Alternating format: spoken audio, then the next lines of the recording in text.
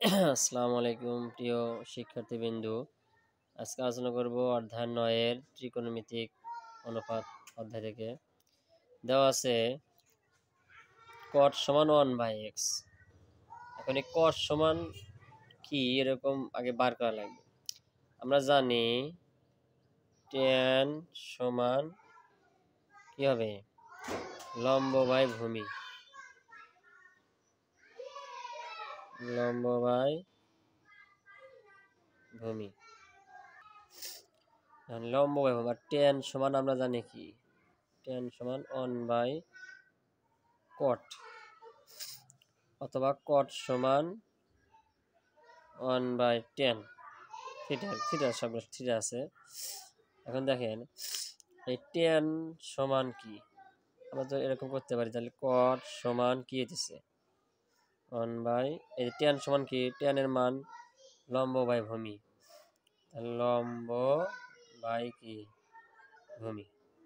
উল্টা দিয়ে আমরা তাহলে 1 গুণন ভূমি বাই লম্ব, তাহলে কি হইতেছে 1 তো 1ই, তাহলে ভূমি বাই লম্ব।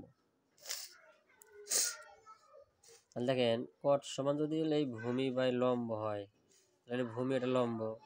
আমরা তো ত্রিভুজ আঁকা, এরকম সমকোণী ত্রিভুজ আঁকাইলে এটা ভূমি, এটা হবে কি লম্ব।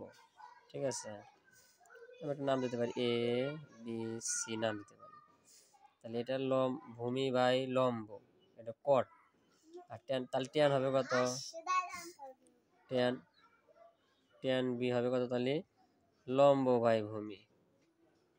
এখন আমাদের বার করতে cos, তাহলে cos কি হবে, এখন cos b যদি বার করি আমরা, তো আমাদের বার করতে হচ্ছে cos b। এখন আমাদের সর্বপ্রথম কাজ কি, এই ac এর মান বার করা। আর আমরা জানি কি, যে আমরা জানি ac তথা অতিভুজ স্কয়ার সমান লম্ব স্কয়ার।